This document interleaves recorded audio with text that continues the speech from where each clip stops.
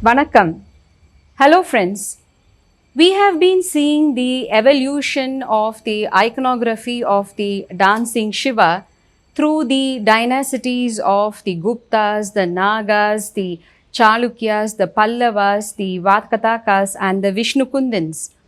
The Vakatakas, who commissioned the Ellora caves, had marital alliances with the Vishnukundins, and one of the earliest dancing Shivas in stone is traced to the Mughal Rajapuram temple in Andhra, dated to 530 AD, that was built by the Vishnukundin king Vikramendra II, and he was the maternal great grandfather of Mahendravarma Pallava I. Mahendravarma Pallava's conversion from Jainism to Saivism ensured the proliferation of Saivite temples in rock cut and freestanding granite forms that was accompanied by an evolution in iconography as well. During the period of this king in 640 AD, the Chalukya king Pulikesi defeated him in war and took hold of the capital Kanjipuram, following which the third capital of the Chalukyas at Pattadakal sees a flourishing architecture and iconographical evolution thanks to the sculptors who were deported from Kanjipuram deployed in Pattadakal under the supervision of their architect Ganda. Mahendravarma Pallava was an erudite scholar in Prakriti, and in his Mattavilasa sings of the dancing god whose dance fills the three worlds. The Saivite saint Appar, who was his contemporary, well, the story of how he influenced the king's conversion is traced in detail in the Periyapuranam of Sekidar, sings, Kunitha Puruvamum Kovai Chevvayil Kumil Sirippum, Panitha Sadayum Pavaram Meniyil Palvenneerum, Initha Mudaya Edutha Porpadamum. Edutha Porpadam, the lifted golden foot of the Lord, the Thukiya Thiruvadi, denoting how the dancing Lord with one foot aloft was an imagery associated even in those early times. Where did he dance? In the Sitrambalam of Tillai. Sitrambalam, meaning the small hall, denoted the thatched wooden structure within the temple complex that is said to resemble the 7th century Draupadi Radha at Mamallapuram, constructed by Mahendravarma Pallava I. Appar also sings of the processions in the Ashtami festivals of a deity, that is the Urchavar, and one is assumed to think that the idols taken in procession should have also been made of wood. Elaborately clad in silks and jewelry and garlands to enhance the look of the dull wooden images, these wooden images themselves that served as the prototype of the metal icons that were to follow, suggested by their compactness and the closely set limbs reflecting the low tensile strength of wood, according to Dr. Sharada Srinivasan, the noted archaeometallurgist. An alumni from IIT Mumbai and a Bharatanatyam exponent, she was awarded the Padma Shri by the Indian government last year for her pioneering work in archaeometallurgy, which is a scientific discipline that involves the analysis of metals that are found in the icons, not only to determine the manufacturing processes and alloys involved, but also to trace the history of the art itself, such as the period from which they evolved and the stylistic affiliations.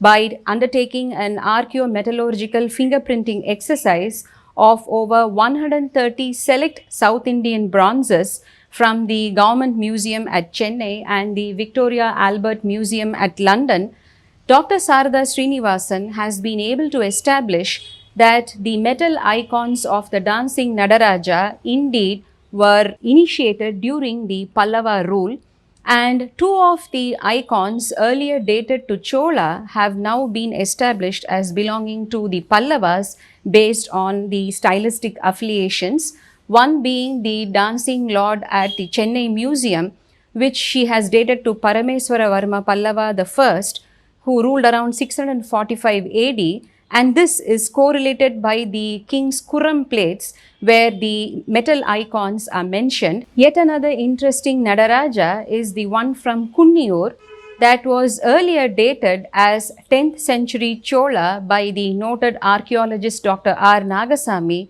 which now has been established indeed as belonging to the Pallavas by Dr. Srinivasan. Another icon in the British Museum also has been dated to 800 AD. And here she makes another interesting observation that the metal icons should have been the prototypes for the three-dimensional stone imageries that came later, the tensile strength of stone also being as poor as wood. Hence the close-set limbs of the Pallava stone images, the Kailasanada temple of Narasimhavarma Pallava II that we saw in the previous episode around 685 AD, where a foundational inscription read how he was an ardent follower of the Saiva Agamas as elucidated in the Saiva Siddhantam. The Saiva Siddhanta also spread to the Southeast Asian countries during the Pallava period, and in 840 AD, a very little known temple put up by Dandivarma Pallava at Bahur in Tamil Nadu had all the Karanas of Bharatanatyam carved in wood, and this was a prototype for the Karanas that were found in the Prambanan complex in Indonesia made of stone.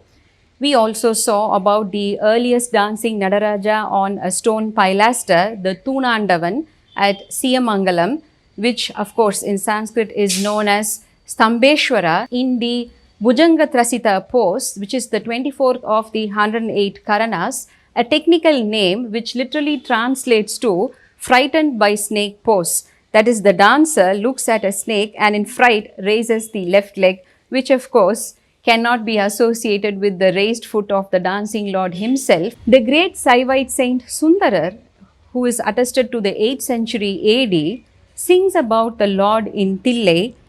மடித்தாடும் அடிமைக்கண் அன்றியே மனனே நீ வாழும் நாள் தடுத்தாட்டி தருமனார் தமர் செக்கிலிடும்போது தடுத்தாட்கொள்வான் கடுத்தாடும் கருதலத்தில் தமருகமும் எரி அகலும் கரிய பாம்பும் பிடித்தாடி Puliyur சுற்றம்பலத்து M பெருமானை பெற்றாம் அன்றே. Here the iconography of the Damaruham, the tudi in one hand, the ahal, the lamp in which the fire burns in the other with the snakes on his hands, are all captured by Sundarar. But what is most interesting for us is the fourth stanza of this Padiham. மண்ணுலகம் காவல் பூண்ட உரிமையால் பல்லவர்க்கு திரைகொடா மன்னவரை மறுக்கம் செய்யும் பெருமையால் Puliyur சுற்றம்பலத்து M பெருமானை பெற்றாம் அன்றே. In this world, which is ruled by the righteous Pallavas, those of the feudatories of the Pallavas who do not give their taxes in due time will be taken care of by whom? The dancing Lord himself. So the royal association of the Pallavas with their dancing Lord is made here, and from here the noted Czech scholar Kamil Zweibel says, the emotional, philosophical and political atmosphere of the Pallava Empire of Kanji was eminently suitable for the development of the Nadaraja cult, and he traces to the Devaraja cult, the god king cult, having traces in the rock-cut temple of Tiruchirappalli that we know as Thayumanaswamy Koil, where below the imagery of a dancing Shiva are the words, God is immanent in the king. And in the development of the philosophy behind the iconography of this Lord, which Zweibel calls iconology, the roots of the concept of Ananda Tandava, the dance of ecstasy, go back in iconographic representation to the Pallava dynasty and beyond, says he. One of the other contemporaries of Sundarar, Seraman Peruman Nayanar, sings his Pon Vannathu Andadi on the dancing Lord of Thillai. Again, Ayyadihal Kadavarkon, one of the 63 Nayanmars, who is dated to Parameshwarvarma Pallava I between 670 and 685 AD, also sings about how he sees the Tirukuttu at Thillai. Thillai, the old name of Chidambaram, from the Thillai Vanam, the forest of the Thillai tree, just as Madurai was a forest of the Kadamba tree, Kadamba Vanam, and Nellai was a forest of the bamboo tree, the Veivanam. Tirupettrapuliur is also a very old name, where Puliur was a common suffix in Tamil country, such as the old name of Kadalur, which was Tirupadari Puliur. In cultures across the globe, dances of the devotees, as in trance dances, shamanic dances, the whirling dervishes, so many parallels are there, but nowhere are the gods shown as dancing. In the Tamil country, not only did the devotees dance, but their gods also danced, as in the ancient war goddess Kottravai, who danced in the battlefield. The Tamil kings and the chieftains also danced. There was even a pun in Tamil music system known as Kanji pun, which was used in the battlefields to protect the wounded soldiers from the bad spirits hovering above them. And the Muruga deity danced, his priest the Velan danced, and the great lord of destruction, the Sudalayadi, danced in the Idugadu. His dance was everywhere, and Tirumular captures this very beautifully when he sings Kaliyodadi Kanahasalatte Adi, Kuliyodadi Kuvalayatte Adi. The one who dances with Kuli, the ghost, and one who dances in Kuvalayam, the earth. நீடிய நீர் தீ கால் நீள் வானிடை ஆடி நாளோறும் அம்பலத்தே ஆடும் நாதனே. He dances everywhere in all the elements.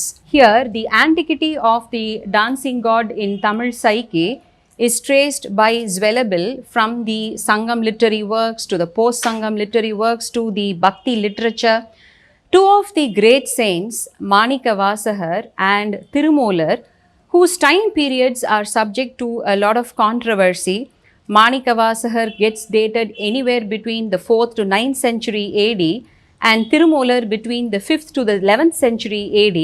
Well, Zwelabel prefers an early dating for the both of them, and he says, where in any discussion on Siva's Ananda Tandava, Tirumular deserves a special place. Why? First, because he expounds the philosophy behind the iconology in detail. Second, because his text makes it very clear that in his period itself, various dances of Shiva were associated with the cult of Tillai. Third, because of the great stress that Tirumular puts on the cosmic functions of Shiva's dance, making him omnipotent. And fourth, because of the identity of the 5 energies of Shiva, wherein the Panchakshara mantra gets his canonical blessing. In Tirumular's conception, where the dancing lord pervades everywhere, all the iconographic details are caught, and even Muyalagan gets mentioned in the line Ahasamam Udalangar Muyalagan. Aadiya Kalum Adil Silambosayum, பாடிய பாட்டும் பலவான நட்டமும் கூடிய கோலம் குருபரன் கொண்டாட தேடியுள்ளே கண்டு தீர்ந்தற்றவாறே. Here he reflects Appar's thinking, தேடி கண்டு கொண்டேன் திருமாலோடு நான் மகனும் தேடி தேடொன்னா தேவனை என்னுள்ளே தேடி கண்டு கொண்டேன். Chitrambalam is the heart where the Lord dances, and these thoughts, along with ஆன நடனமைந்த அகல சகலத்தர் ஆன நடமாடி ஐங்கரு மத்தாக. His 5-fold dances are timeless, ahala, and temporal, sahala. His 5-fold dances are his 5 activities, as in ஐங்கருமம். ஆன தொழில் அருளால் ஐந்தொழில் செய்தே தேன்மொழி பாகன் திருநடமாடுமே. So there he is performing the 5 actions of creation, preservation, destruction, protection, and also the hiding aspect. And regarding Manikavasahar, Manikavasahar sings about the Nallirulal Nattam Paindradum Nadan, Tillayutkuthan, the Tenpandi Nadan, in very many verses. And here, Tenpandi Nadu obviously refers to the Pandya territory where we are. So what was happening in the Pandya country while all these developments were going on in the Pallava country? Here too, Pandya king Nindrasir Nedumaran converts from Jainism to Saivaism, his life history overlapping with that of the Tamil saint Thirunyana Sambandar. We will go back to this timeline when we retrace the history of the Moovendarhal, the Cheras, the Cholas, and the Pandyas. But in terms of iconographic evidence, though in Silappadiharam, the author points out to the Pirava Yake Periyon Koil, again, no archaeological evidence attested to the existence of temples or iconography. Why? Because maybe they were made of perishable materials like wood. The earliest available dancing lord is attested to the 10th century AD, where in Poruppumettupatti near Madurai, there is an imagery of the Nadaraja dancing on the wrong foot, or shall we say, depicting the Kalmari Adiya Padalam that happened here in Madurai, where the left foot is beautifully aloft. So, other than this, there is a beautiful imagery of the dancing lord in the Chittanavasal temples of Pudukkottai that are dated to the 9th century AD. So, here, other than these few developments, the roots of the Nadaraja emerging in his full-fledged circular form has to be traced to the imperial Cholas, about which we will see in detail in the next episode. Vanakkam.